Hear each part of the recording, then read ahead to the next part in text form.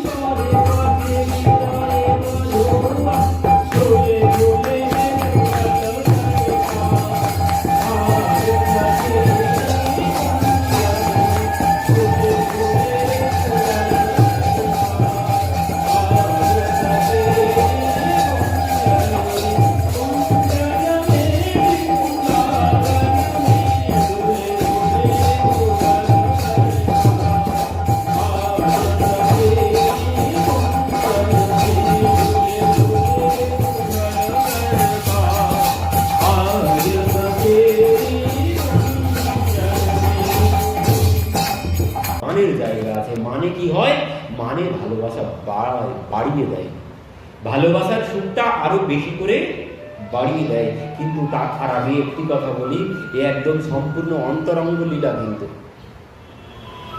কিন্তু অন্তরঙ্গের কথা, এই বহিরঙ্গের কোন লীলা নয়। মহাপ্রভু অন্তরঙ্গের লীলা আস্বাদন করতেন কখন? অন্তরঙ্গের ভক্তদের নিয়ে অন্তরঙ্গের লীলা আস্বাদন করতেন। বহিরঙ্গের ভক্ত থাকলে বাইরের লীলা আস্বাদন করতেন। কেন? কারণ এই অন্তরঙ্গে মানে ভিতরের কথা সবার সঙ্গে বলা, ভিতরের মানুষ ছাড়া, একদম আমার অন্তরের আত্মীয় ছাড়া নিজের কথা বলা যায় না। কারণ আমি আপনার সাথে আমার খুব অন্তরঙ্গ আছে, আপনি আপনার খুব গোপন কথাটা আমার সাথে বলেছেন। এবার আমি কি করব?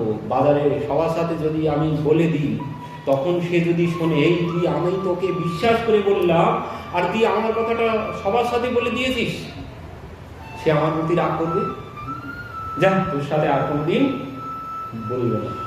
তুই এই কথা বললেও কিন্তু অপরাধ, মানে অপাত্রে যদি আমি এই কথা শ্রবণ করিয়ে ফেলি আমারও অপরাধ হবে।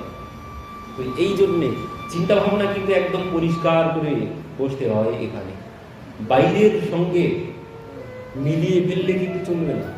বাইরের সাথে যদি, এই জগতের সাথে যদি গুলিয়ে ফেলি, কারণ জগতে কিন্তু ভালোবাসা বলে কিছু নেই। আমরা যাকে ভালোবাসা ভালোবাসা বলি, জগতে ভালোবাসা বলে কোনো কিছু নেই। জগতে যেটি আছে সেটি কি? সেটি হচ্ছে ব্যবহার মাত্র। এখানে সুর নর মুনি সবকে রীতি, স্বার্থ লাগি করো সব প্রীতি। আজ তোমার গলা জড়িয়ে ধরছে যে, সে কিসের জন্য গলা জড়িয়ে ধরছে? স্বার্থের জন্য। এমনি এমনি কেউ গলা জড়িয়ে ধরবে না কারো। এ জগতে এমনি এমনি কেউ কারো গলা জড়িয়ে ধরে না, স্বার্থ ছাড়া। স্বার্থ যেই ফুরিয়ে যাবে, তোমার গলা ছেড়ে দিয়ে আর একজনের গলা জড়িয়ে ধরবে। একে কোনো ভালোবাসা বলে না। ভালোবাসা কাকে বলে? যদি আমার ভালোবাসার মানুষটা আমাকে ছেড়ে চলে যাক, তবুও বসে বসে সে যেখানেই থাকুক সে যেন সুখে থাকে, এর নাম ভালোবাসা।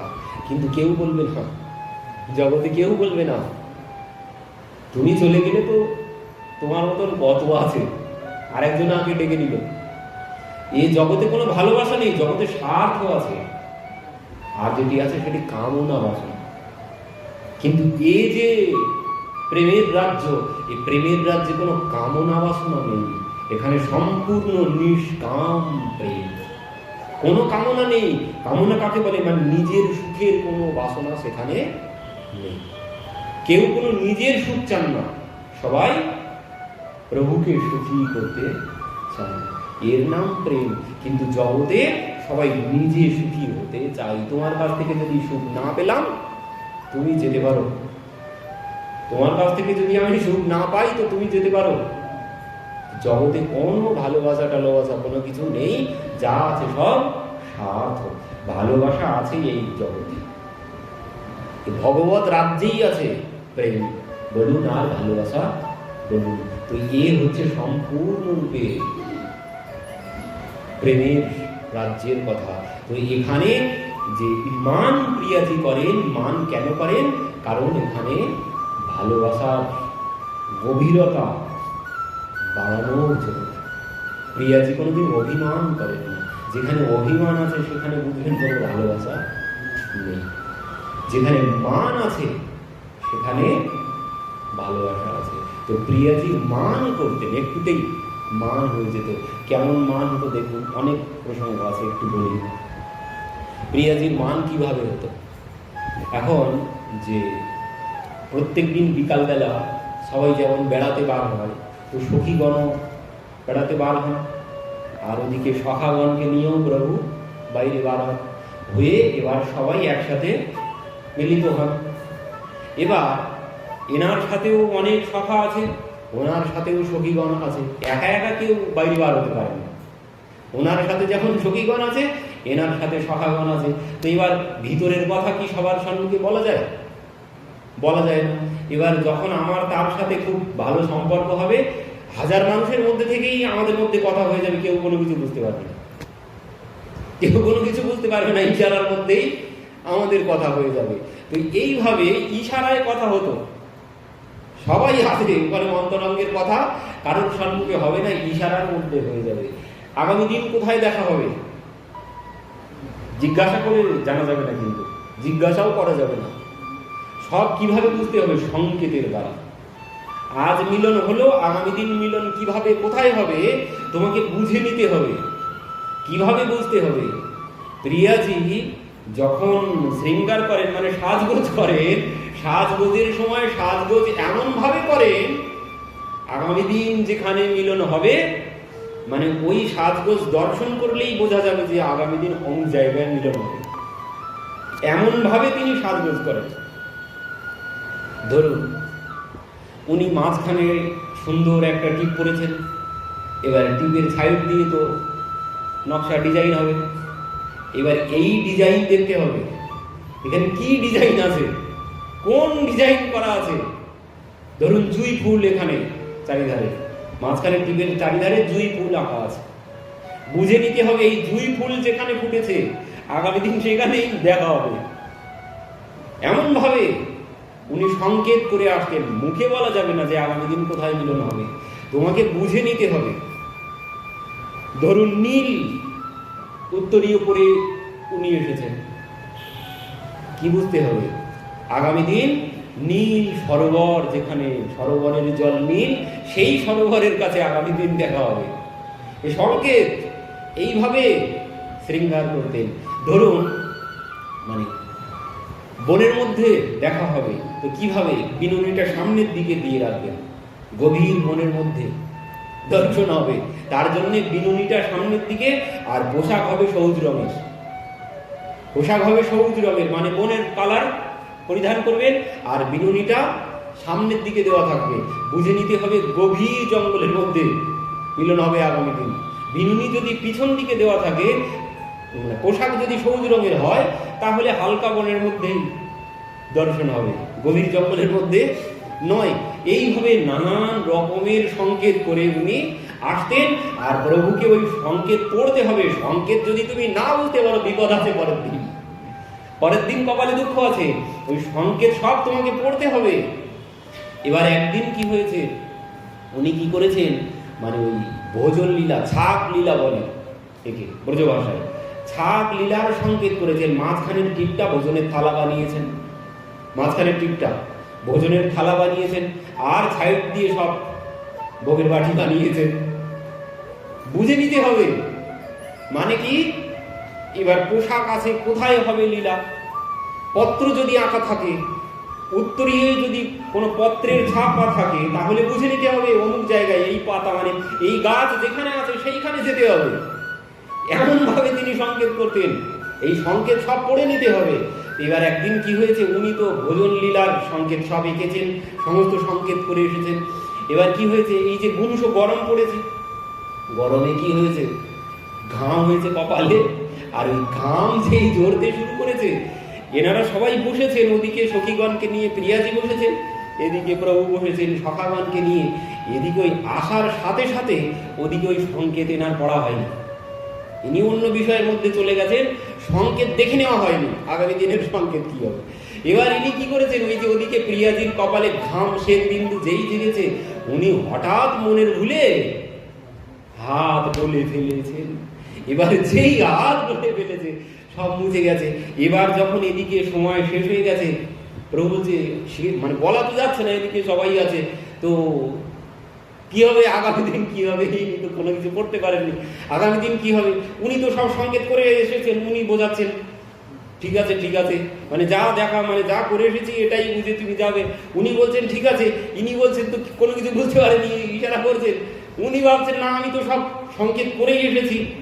কেউ কারটাও মানে কারুরটা কেউ বুঝতে পারলো না। তো ইনি ভাবছেন তাহলে আগামীকাল আর আমাদের মিলন হবে না।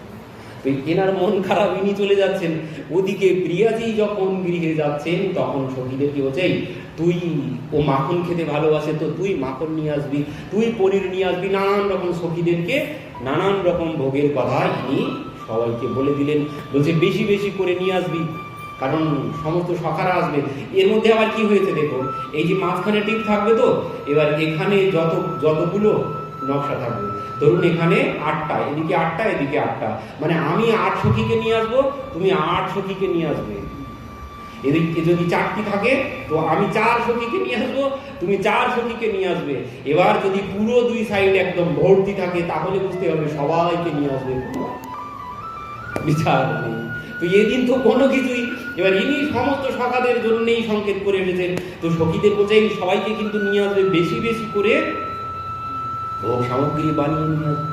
এবার এনারা তো পরের দিন বেশি বেশি করে ভোগ সামগ্রী বানিয়ে যেভাবে সংকেত করা ছিল সেইখানে গিয়ে সব উপস্থিত আসবে আসবে আসবে। এদিকে সময় পার হয়ে যাচ্ছে, ইনি ভাবছেন আজ তো কোনো সংকেত নেই, আজকে আর দেখা হবে না। ইনি বাড়িতে বসে বসে চিন্তা করছেন, আর ওনারা ওদিকে জঙ্গলের মধ্যে গিয়ে বসে বসে সমস্ত 56 ভোগ নিয়ে সাজিয়ে বসে আসবে, এই আসলো এই আসলো এই আসলো, আর আসে না। এদিকে যখন আসে না, ললিতা বিশাখা আছে, ওরে তুই কিন্তু বড় কপটের খপ্পরে পড়েছিস, তুই কিন্তু বড় কপটের খপ্পরে পড়েছিস, ওর কিন্তু বিশ্বাস নেই। প্রিয়াজির আরো মান বেশি হয়ে যাচ্ছে। এবার বলতে বলতে বলে, ওরে দেখ গিয়ে হয়তো তোর থেকেও কোনো সুন্দরী কাউকে পেয়ে গেছে, ও তার সাথে গিয়ে তার বাড়িতে বসে ভালো ভালো ভোজন করছে। আর এই বলার সাথে সাথে তো আরো মাথায় একদম আগুন চলে যাচ্ছে। প্রিয়াজি এমন অভিমান হচ্ছে, দেখা গেল সন্ধ্যা নেমে এলো আর এলো না। প্রিয়াজি বলেছিলাম না ও কিন্তু মহা কপট, আমার কথা বিশ্বাস হলো, চল ও আর আসবে না, দেখ গিয়ে কার কোন ঘরে গিয়ে বসে আছে, ওর কোনো বিশ্বাস নেই, ওর মতো চোর আর নেই জগতে।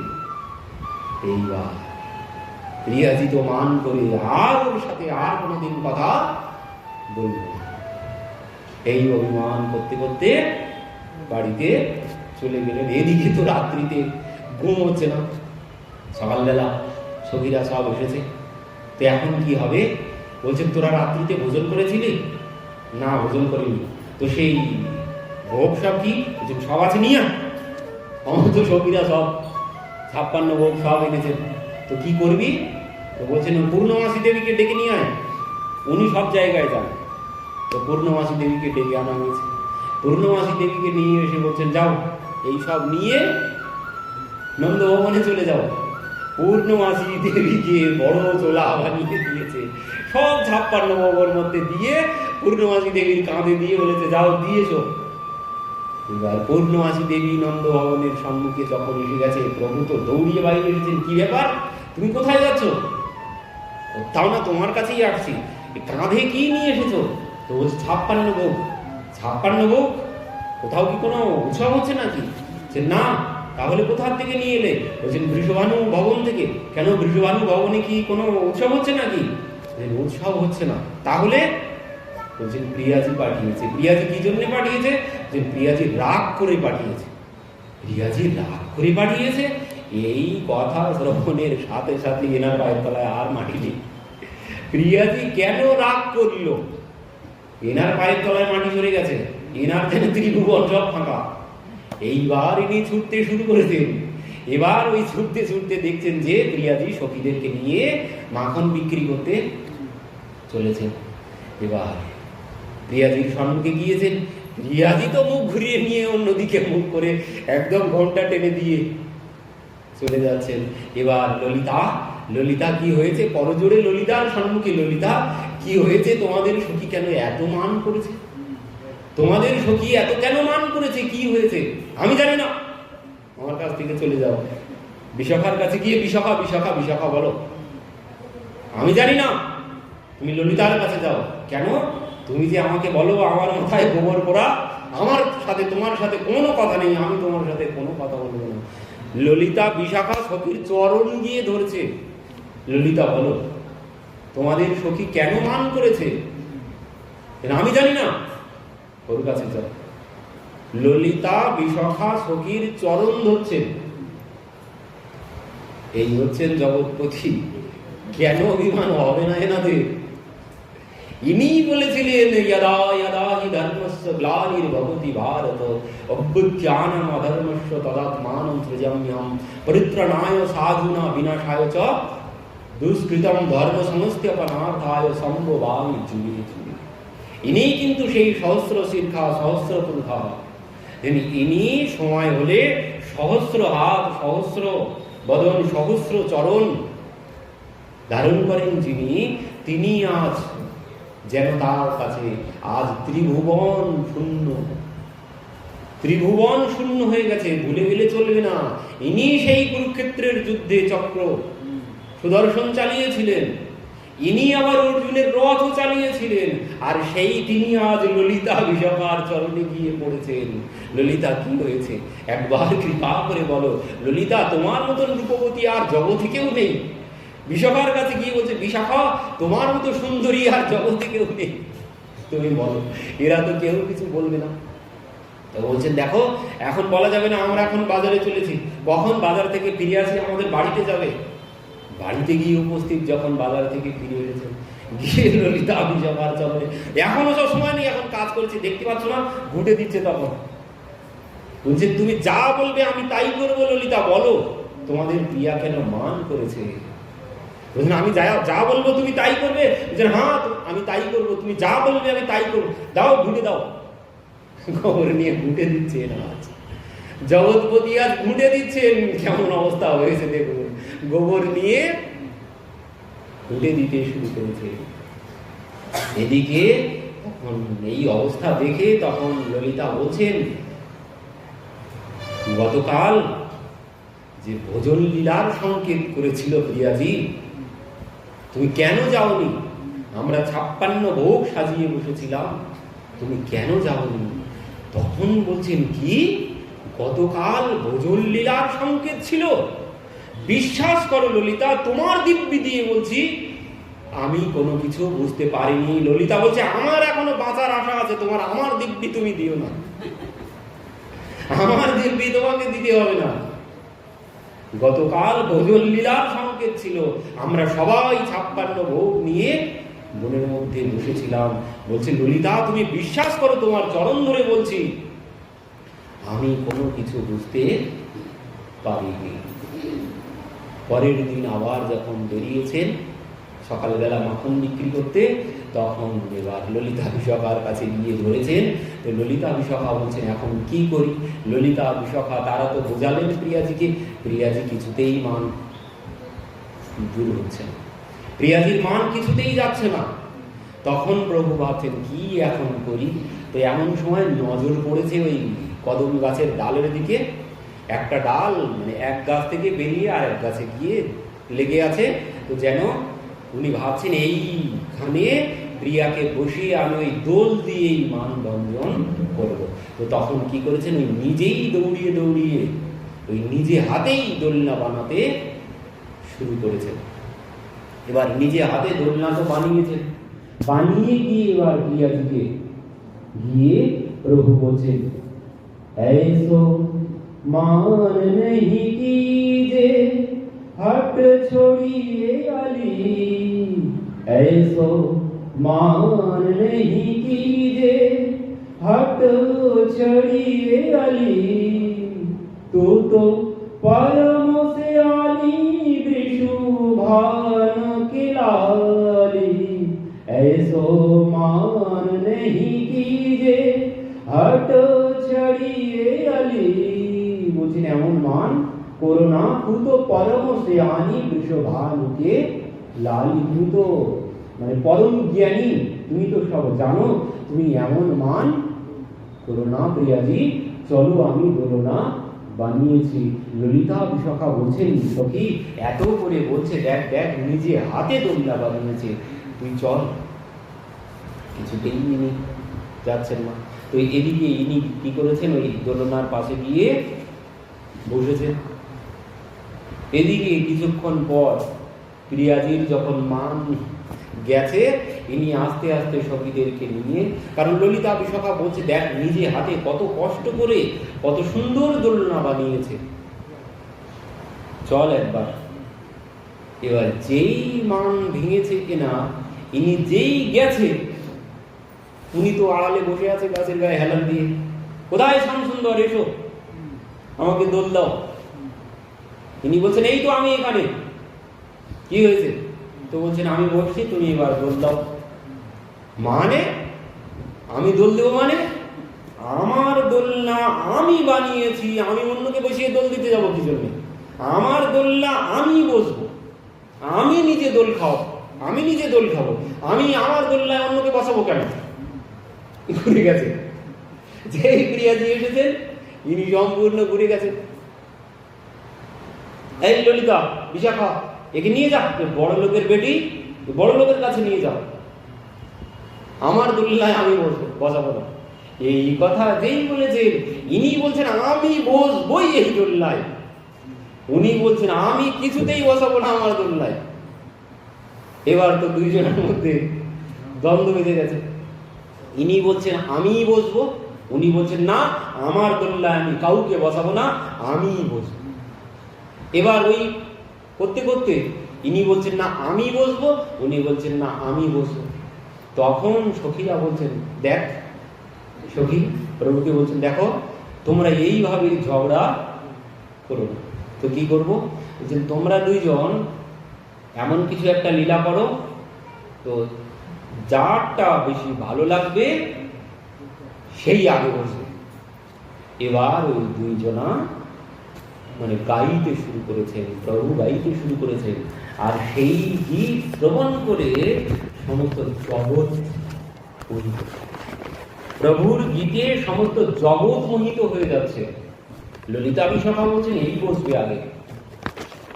ললিতা বিশাখাও প্রভুর গীত শ্রবণ করে মোহিত হয়ে গেছেন। প্রিয়াজি বলছেন, ওরে এ কপট, এর কপটতায় তোরা গলে যাস না, এর কপটতায় তোরা গলে যাস না। পরবর্তীতে প্রভু যখন গীত বিশ্রাম দিয়েছে, ললিতা বিশাখা তারা তো ভেবেই নিয়েছে যে ওই আগে বসবে, কিন্তু যখন প্রিয়াজি গাইতে শুরু করেছে, এনার গীতে কি হয়েছিল, সমস্ত জগৎ মোহিত হয়েছিল। আর ইনি যখন গাইতে শুরু, মানে প্রিয়াজি যখন গাইতে শুরু করেছে, তখন কি হয়েছে, তখন মানে যার গীতে জগৎ মোহিত হয়েছে তিনি মোহিত হয়ে গেছে, তার আর কোনো জ্ঞান নেই, সমস্ত জ্ঞান হারিয়ে ফেলেছে। প্রিয়াজির বদনে গীত শ্রবণ করে প্রভু সম্পূর্ণরূপে জ্ঞান হারিয়ে ফেলেছে। আর জ্ঞান হারিয়ে কি করেছেন, নিজেই কোলে করে নিয়ে প্রিয়াজিকে দোলনায় বসিয়ে ইনি দোল দিতে শুরু করেছেন। প্রভু দোল দিচ্ছেন, তো সেখানে সমস্ত সখীরা এসে উপস্থিত। সখীরা বলছেন, এই দাঁড়াও দাঁড়াও দাঁড়াও দাঁড়াও, তুমি কি করছো? কেন? বলছেন আমি দোল দিচ্ছি। তো বলছে তুমি কি কোনোদিন দোল দিতে পারো নাকি? তুমি কি দোল দিতে পারো? কেন? বলছেন তুম গায়ে চরায়ে গিরিধারায়, বলছেন তুমি ও গোচারণ করতে পারো, গিরিধারণ করতে পারো, তোমার ওই দোল দেওয়ার কোনো আইডিয়া তোমার নেই, তুমি দোল দিতে পারবে না। বলছেন অতি সুকুমার প্রিয়া গৌরাঙ্গী ঝুলাগত চাহে মন মাহে। বলছেন আমাদের প্রিয়াজি অতি সুকুমারী, তো তাকে যদি তোমার ইচ্ছা হয় দোল দেওয়ার, তাহলে কি করতে হবে? কে হাম জো শিখাবে তে সেই শিখো। বলছেন আমরা তোমাকে যেভাবে বলবো তোমাকে সেইভাবেই দোল দিতে হবে। তো কি করতে হবে? বলছেন আমাদেরকে গুরু বানাতে হবে, না হলে আমরা শেখাবো না। শিখিয়ে দাও, তোমরাই আমার গুরু। ললিতা বিশাখার চরণে গিয়ে বলছেন ঠিক আছে শিখিয়ে দাও, তোমরাই আমার গুরু।